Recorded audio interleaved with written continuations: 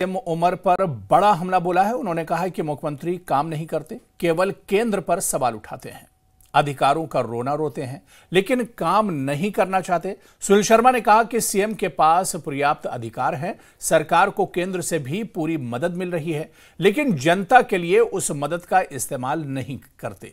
CM सिर्फ इधर उधर की बातें करते हैं। सुनिए। उमर अब्दुल्ला साहब जो चीफ मिनिस्टर हैं, एक ही बात पे, चाहे वो इंडिपेंडेंस डे की स्पीच करें, आपने देखा होगा 15 अगस्त की इंडिपेंडेंस डे की स्पीच, चाहे वो नॉर्मल स्टेज पे चढ़ के बात करें, चाहे वो किसी इंस्टीट्यूशन में बात करें, उन्हें एक ही बात पे जम्मू कश्मीर के लोगों को घुमाना बड़ा अच्छा लगता है। मेरे पास स्टेटहुड नहीं है, मेरे पास पावर नहीं है। किस स्टेटहुड की बात कर रहे हैं? क्या नहीं है उनके पास?